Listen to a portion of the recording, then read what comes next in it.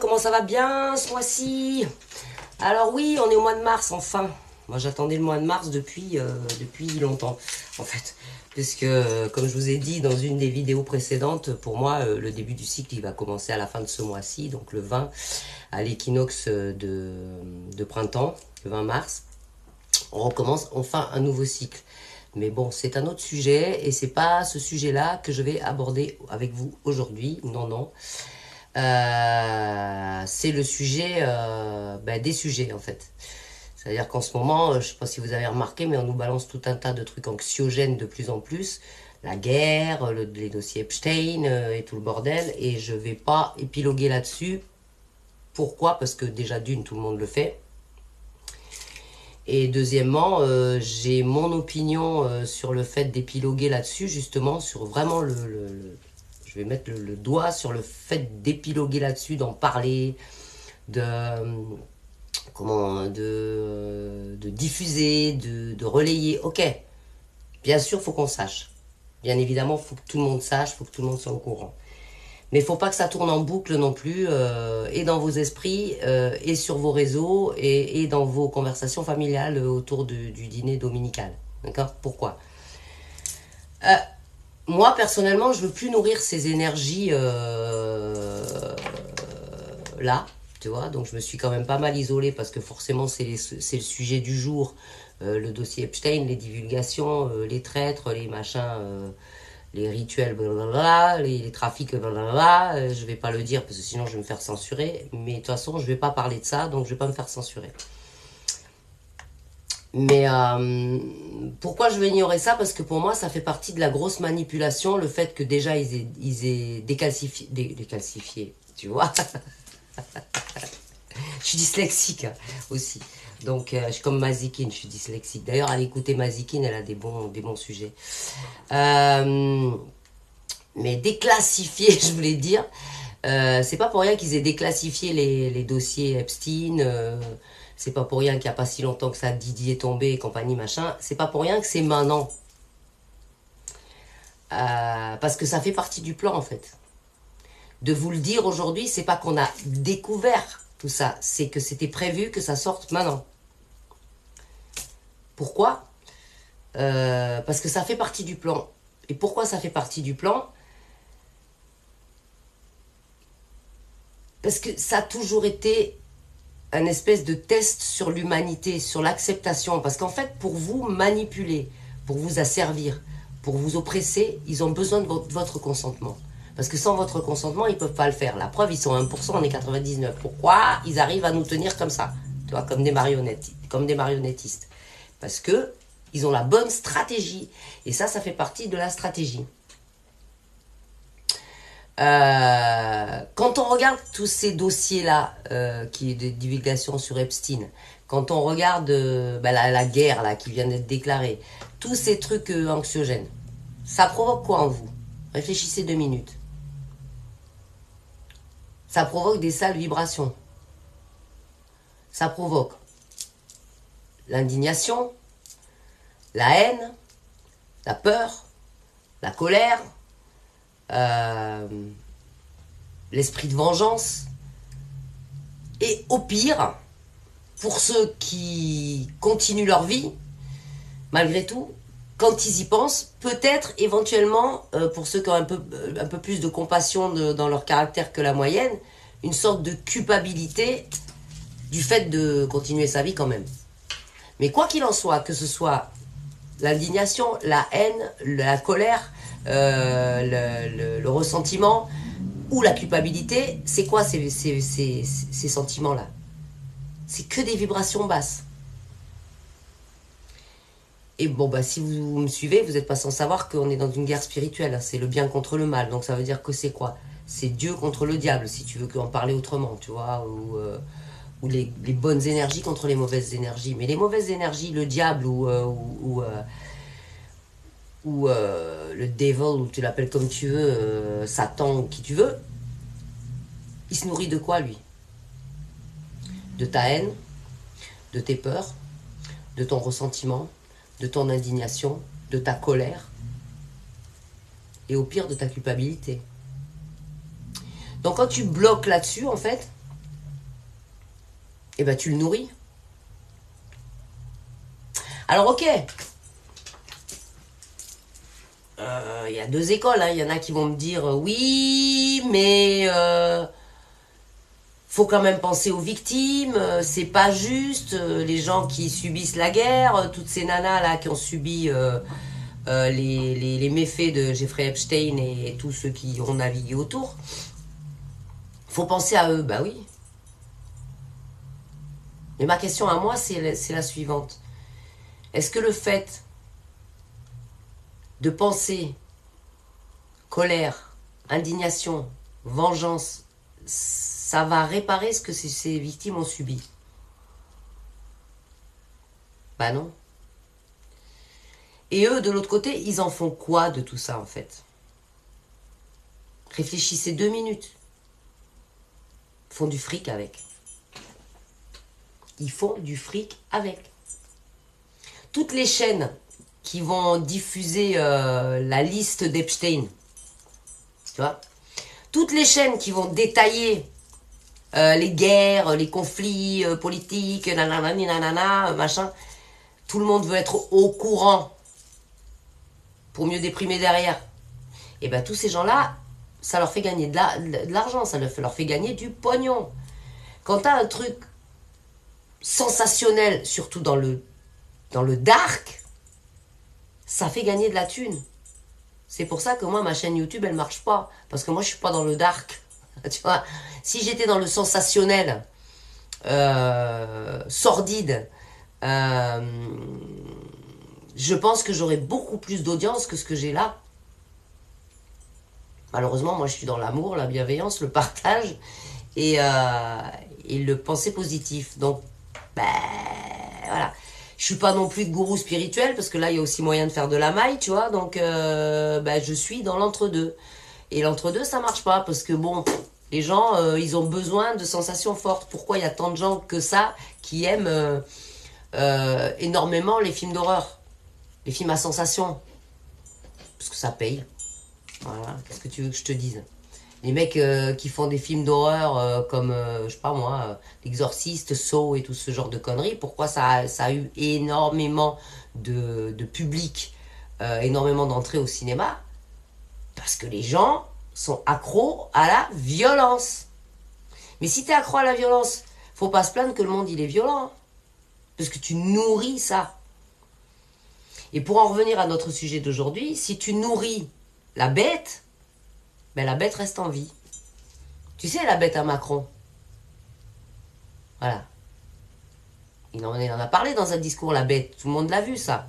Tu vois, et ben, la bête à Macron, si tu nourris ça tous les jours en regardant ça, en t'abonnant aux chaînes qui diffusent toutes les misères du monde, eh ben forcément tu nourris la bête. Voilà, c'est pas plus compliqué que ça. Alors attends, on va continuer.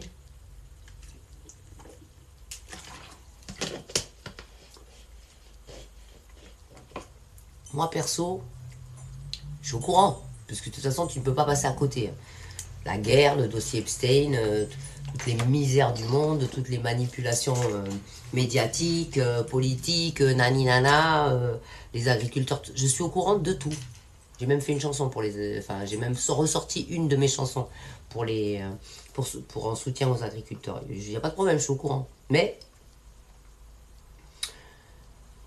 dans mon quotidien, moi, je mange, je dors, je fais ma gym. Bon, pas trop en ce moment parce que je me suis cassé le pied, hein. Je sais pas si vous êtes au courant, mais je me suis fracturé le pied, je tombais dans un trou la nuit. Et je joue de la guitare. Et je chante, voilà. Mais je passe pas mon temps à scroller sur les trucs anxiogènes parce que j'ai pas du tout envie de donner à manger à la bête. Je reviens. Alors, donc, je te parlais de la bête à Macron. Alors ouais, la bête à Macron, bah, c'est quoi son problème? Son problème, c'est que, vu que je t'ai dit en début de vidéo qu'on recommençait un nouveau cycle, c'est la fin pour elle. Puisque tout le monde est réveillé quasiment maintenant. Tu vois, enfin, tout le monde. Ou alors, faut vraiment faire exprès, tu vois. Mais voilà, tout le monde est quand même conscient que tout n'est pas... On vit pas dans le monde des bisounours. Ok? Voilà. Et ben c'est les derniers soubresauts de la bête, tout ça. C'est pour ça que c'est de plus en plus violent, donc il faut pas paniquer. Et il faut pas leur donner crédit à tout ça, parce que si tu donnes crédit, encore une fois, tu nourris la bête. Et pour moi, tout ceci est une vaste pièce de théâtre qui est orchestrée depuis des décennies et que ça fait partie de la manipulation collective pour nous asservir et nous rendre complètement tarés. C'est comme un film d'Hollywood, tu vois. Alors comme je te disais tout à l'heure, tu vas me dire, ouais, les victimes... Mais les victimes, il y en a toujours eu. Et c'est pas le fait de t'apitoyer ou de te révolter ou d'avoir la haine ou d'avoir peur ou d'avoir tout ça qui va faire en sorte que le sort des victimes des guerres ou des victimes d'Epstein, ça va changer quelque chose pour elles. Non, ça va pas changer. Ça, c'est sûr et certain, tu vois. Les victimes, ça a toujours existé. Et au même titre que, tu vois, l'histoire de Josiane Pellico, que tout le monde a suivi, parce que ça a été super, hyper, méga, supra-médiatisé, à tel point qu'ils en ont fait un bouquin, hein, et à tel point que, j'ai entendu ça il n'y a pas longtemps, Meryl Streep, une actrice américaine, serait pressentie pour jouer Josiane Pellico dans une adaptation filmographique de l'histoire Pellico aux États-Unis. Ça revient à ce que je disais. Ils vont faire du fric avec cette pauvre Gisèle Pellico, ou je sais plus comment, je sais plus c'est quoi son prénom, tu vois. Sur son dos, en fait. Elle s'en rend pas compte. Elle est contente, elle est médiatisée. Elle passe dans toutes les émissions. Mais en attendant, ils vont quand même faire du fric sur son... Même pas sur son dos, sur son malheur. Je remets pas en cause cette histoire, mais le gars du juste milieu, il en a déjà parlé de ce sujet, donc je vais pas lui piquer son sujet, parce que je vais passer à autre chose. Mais pour te dire que là, ce qui s'est passé avec Pellico, ça a toujours existé. Est-ce que ça a changé quelque chose? Le fait qu'on s'apitoie, le fait qu'on en fasse des films, des bouquins ou je sais pas quoi. Est-ce que ça change la violence du monde? Est-ce que le monde est de moins en moins violent? Autre exemple.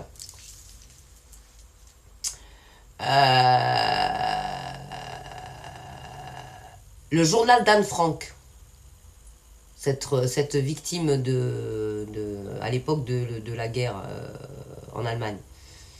Ça date de 1947, son journal, il est sorti, d'accord. Elle a arrêté son journal 2 jours avant d'être arrêtée et tuée.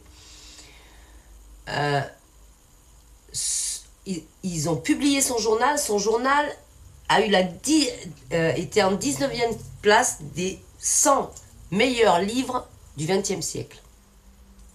Et il a été traduit en 70 langues et il a été vendu à 30 millions d'exemplaires. Ça veut dire qu'ils ont fait ils ont fait du fric sur 30 millions d'exemplaires du récit d'un journal d'une jeune fille qui a été torturée de guerre. C'est comme Pellico. C'est faire du fric sur la misère. Est-ce que les torturés de guerre n'existent plus pour autant aujourd'hui en 2026? Je ne crois pas. Donc tu nourris la bête. Troisième exemple, parce qu'avec Pellico ça va faire 3. Une histoire vraie, hein, parce que c'est des histoires vraies. Anne Frank, alors peut-être les jeunes générations ils ne savent pas de qui je parle, va chercher sur internet, tu tapes Wikipédia Anne Frank et tu vas voir c'est quoi l'histoire. Plus proche de nous, un bouquin qui a été traduit aussi en film, mais qui est l'histoire d'une vraie jeune fille qui a existé, qui est tombée dans l'héroïne. Ça s'appelle « Moi, Christiane F., 13 ans, droguée, prostituée ». La gamine a raconté sa vie. Ils ont raconté la vie de cette gamine de 13 ans qui a été droguée, prostituée. Le truc est sorti en 1978, le film. Il a fait 4,6 millions d'entrées. Tu vois, comment on appelle le journal d'Anne Frank a été vendu à 30 millions d'exemplaires. Le film Moi, Christiane F. droguée, prostituée, en 1978, a fait 4,6 millions d'entrées. Le bouquin, au cinéma, a été vendu à 5 millions d'exemplaires. Rien qu'en Allemagne. Et il a aussi été traduit en 18 langues, ou 19, je ne sais plus, 18 langues. Ok? Voilà. Et il a été vendu à 5 millions d'exemplaires en Allemagne. Et tiens-toi bien, sa lecture faisait partie du programme scolaire. C'est-à-dire qu'en fait, l'histoire de cette jeune fille de 13 ans qui a été foutue sur le trottoir, droguée à l'héroïne et prostituée, son histoire a fait partie des bouquins obligatoires à lire à l'école en Allemagne. Si là, t'as pas une preuve qu'ils veulent nourrir la bête, c'est-à-dire nourrir le mal, même jusque faire lire ça à des gosses à l'école, je sais pas qu'est-ce qu'il te faut. Donc tout ça, ça veut dire quoi? Parce qu'il y a combien d'exemples comme ça? Là, je t'en ai donné 3. Hein. Il y a Pellico, il y a Anne Frank et il y a Christian F. Ok, mais il y en a combien des histoires vraies basées sur le malheur des gens qui ont fait l'objet de films ou de bouquins ou de je sais pas quoi, ou d'émissions, et qui ont fait je sais pas combien d'entrées, je sais pas combien de ventes. Mais quand tu fais ça, tu nourris la bête. Tu nourris le mal. Et quand tu nourris, tu le laisses, tu le maintiens en vie. Donc spirituellement, ça veut dire quoi? Ça veut dire que tant qu'on prêtera attention à ce genre d'infos de merde, eh ben, il n'y a pas de raison qu'il meure. Il n'y a pas de raison que ça s'arrête. Et c'est pour ça que depuis le début de ma chaîne, je dis arrêtez d'aller manifester, d'aller vous indigner, d'aller haïr ces gens-là, d'aller vous mettre en colère contre ces gens-là ou contre toutes ces malfaçons. Mettez votre énergie dans la création d'un nouveau monde parallèle à celui-là. Et doucement, celui-là, il va mourir. C'est mathématique, en fait. Hein, c'est même pas spirituel, là, pour le coup. Tu vois. C'est-à-dire, tu prends... je sais pas, si tu arrives à capturer une bête maléfique enragée et que tu la fous dans une cage, si tous les jours tu vas lui donner un morceau de pain, et ben la bête elle va durer longtemps. Si tu la laisses crever de faim et de soif, elle finira par mourir. C'est A plus B quoi. Hein? Donc si ton indignation, ta colère, ta vengeance, ta haine et ta peur et tout ça, ça devait changer quelque chose et ça devait éviter que le mal perdure sur cette planète, ça se saurait. Or, c'est l'inverse. C'est-à-dire qu'au plus t'as peur, au plus t'es indigné, au plus t'es en colère, au plus t'as la haine, au plus t'es dans la vengeance, au plus t'es tout ça, eh ben, au pire le monde il est. Mais regarde sur les 10, 20, 50, 100 dernières années. Ça s'est toujours passé comme ça. Alors il serait temps de quoi? Ben, il serait peut-être temps de changer de stratégie. C'est-à-dire, il serait peut-être temps de se détourner de toute cette misère, parce que de toute façon, on ne les sauvera pas. On ne sauvera pas les victimes d'Epstein, on ne sauvera pas les victimes de guerre en se lamentant devant notre petit écran. D'accord? Donc, changeons notre fusil d'épaule, mettons notre énergie à créer un nouveau monde, à être bienveillants les uns avec les autres, à être ne serait-ce que concernés par les autres. Pas dans l'indifférence totale en mode individualisme. Parce que, ok, tu dois être ta priorité, il n'y a pas de souci. Moi, je suis ma priorité aussi, tu vois. Mais quand j'ai des amis dans la détresse, eh ben, je suis là pour eux. Voilà. Donc, si on est dans le partage, dans la conscience de l'autre, dans la conscience de soi-même aussi, et qu'on essaye de mettre notre énergie à créer un nouveau monde, peut-être qu'on a des chances que, au fur et à mesure, on finisse par achever la bête. Et que la gangrène et le cancer de ce monde s'arrêtent. Voilà, c'est tout pour cette semaine. Je vous donne rendez-vous le mois prochain, premier mercredi du mois de avril. Bisous. Et n'oubliez pas le vin. Équinoxe.